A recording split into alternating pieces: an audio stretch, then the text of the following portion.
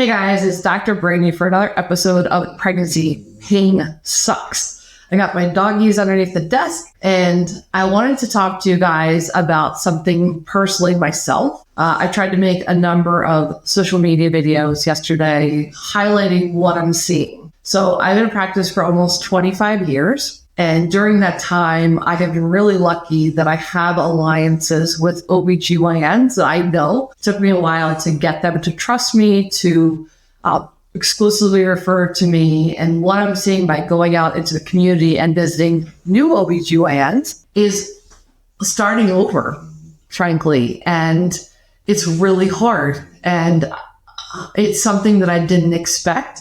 Kind of like my book, What You Don't Expect, which is on Amazon, by the way.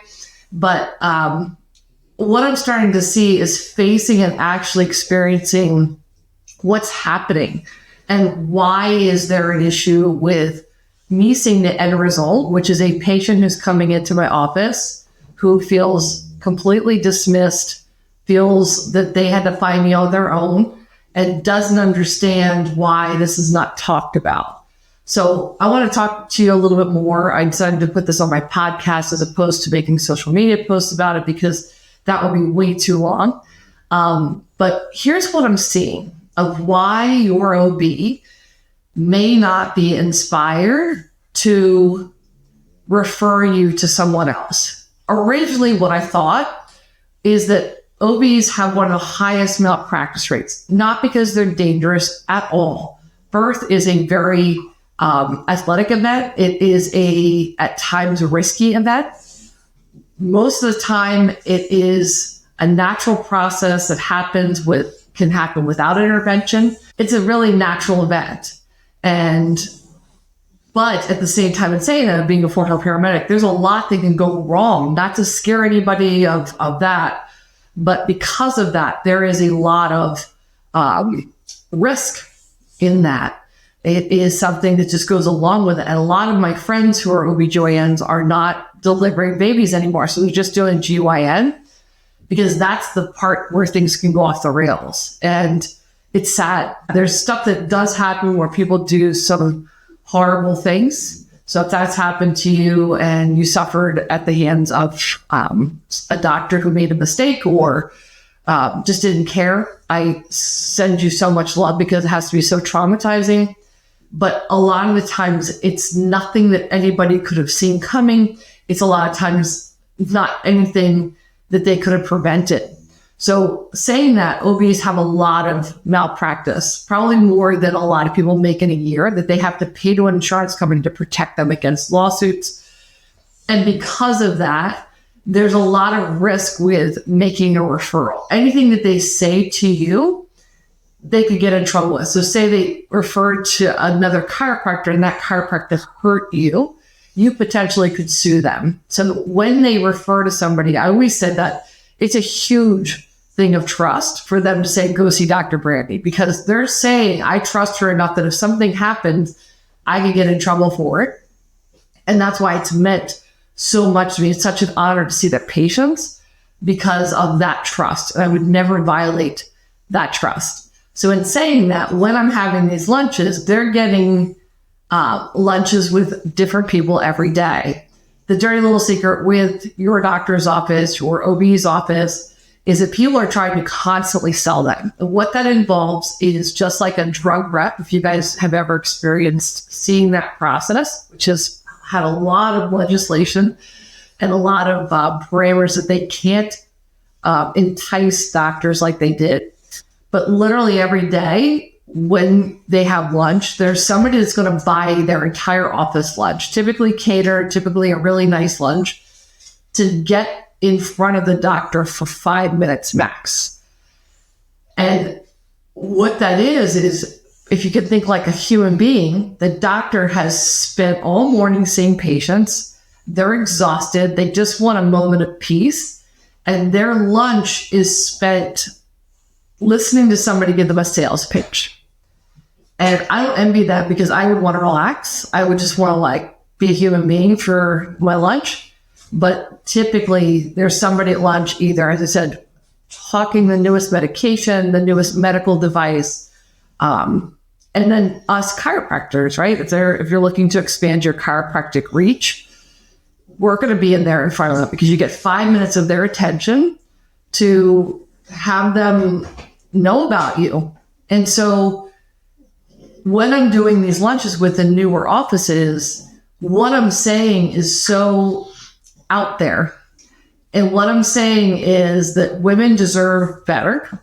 And there are solutions that exist for you guys to get out of pain. Again, horrible pain during your pregnancy is not normal on any level. That means something's wrong, right? But what I'm realizing when I'm doing these lunches is that it's deeper than that. It's so much more layered and nuanced and deeper than that, in that I didn't even consider stuff like if the hospital system, so around here we have Penn, we have Jefferson, I'm in the Philadelphia area, we have Mainline Health.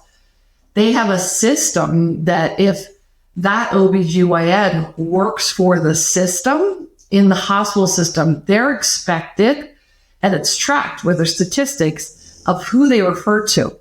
So if they start making referrals outside the system to the physical therapy department that's in the hospital system that kicks back to the company that they work for, that ensures they keep their job, so that the company does better, they're sent to some place that you may be lucky that there is a physical therapist that has an interest in pregnancy.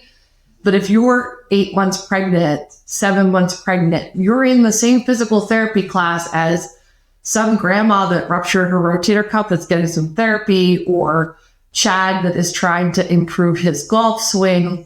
It's not geared towards pregnancy. It's not geared towards, so you get put in traditional physical therapy, which involves strengthening. And a lot of traditional physical therapy, there's a lot of good physical therapists out there, which I had one on my podcast, Dr. Kristen, where they understand there's phases of care, and strengthening isn't always the place to start.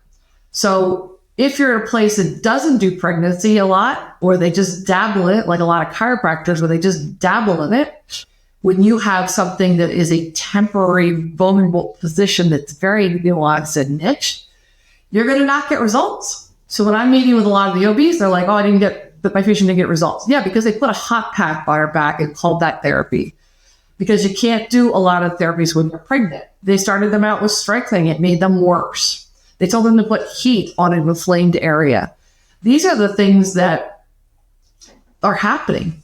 So that's why when I'm meeting with these OBs, they're resistant to consider, because they think that physical therapy is the end all be all, which would be like saying that that a family doctor would be expected to know how to do a surgery. Do they know how to do a surgery? Could they guess? Absolutely. Do they do it all the time? No, they don't. So when you need surgery, you need a surgeon. Just like when you are pregnant, you need a pregnancy specialist. And I've gone over that multiple times also, that if you're going to a pregnancy specialist, that's what they do. That's their world. They know every single part backwards and forwards. They have the credentials. They have the training. They don't just have a weekend course with Webster. They are trained. So these are the things that I'm seeing of why you might not be getting results. I am out here trying to raise all angles so that it disrupts the industry. I'm not a huge disruptor. I'm not somebody that likes to be different. But at the same time, that system needs to stop, because frankly, when I'm meeting with the OBs, it's not even about pain, which your pain should matter. How you feel about yourself mentally and physically. If you feel like shit, you're not going to have the best experience with pregnancy. If you are in so much pain, you can't even function, or your disability pain makes it difficult to do basic stuff that you need to get through your day, like taking care of another kid or getting into your car, getting your pants on, simple stuff like that. Being in pain makes it 10x worse, because you just need to get through your day. And I think for me, what's upsetting is it's not just that. What I'm trying to do, and I've just onboarded 4 interns from a local university in my area, just like I do every year. I'm building the research to say that if you're in pain and you're not able to do the things you can, then you're not going to be as active. We all know that birth involves your body. It involves your body being able to expand, open, relax, stretch. And if you are fear-based and scared, which totally don't blame you. I'm a very fear-based person at times. And you don't want to hurt that baby, and you're not getting solid, credible advice from someone, you're going to have a propensity to do absolutely nothing because you don't want to hurt anything. When you do nothing, your body can't accommodate for birth, and then you're screwed. And my theory is that's why we have one of the worst maternal fetal demise rates in the entire world, with as smart as we are, as technologically advanced as we are, because our population is very fear-based and it's very sedentary. So those two things coupled. So that's why I'm out here from the streets screaming, there's a better way, and that you need to stay active. Unless you have a high-risk pregnancy and you're told not doing it. I had a podcast with Kat of CatFit. If you want to Google that, if you're being diagnosed, if you were diagnosed with some sort of high-risk pregnancy or confined to bed rest, which has to be hell, what can you do? Because there's always something to do. Because when you have nothing to do, that's the mental screw that I'm seeing with a lot of women, that I'm trying again with that to overcome, to give you tools so that you're empowered, so you don't feel like, oh my God, there's nothing I can do, I'm hopeless. So that's the system I'm trying to change. And if you're an OB and are hearing what I'm saying, I'm hearing more and more stories like the ones that I deal with in this area that I'm used to, that I thought that was my vantage point of the world, of people who actually will make a referral to people that they trust, that are trusted outside their system, people that are open to solutions. But in the last 2 weeks, I have been so disheartened of sitting in front of younger doctors who look me straight in the face and tell me nothing works. Like, I have been pissed, frankly. And if you're listening to this and I had lunch with you, we need to do better. I'm not judging you by you saying that, but now that I showed you that there's something that can be done, I need you to try to be open to seeing that it works, because your patients are struggling. If you're listening to this podcast, in all probability, you are suffering. And I'm telling you, with all the certainty of my body, that 95% of my patients had some form of marked relief from what I do.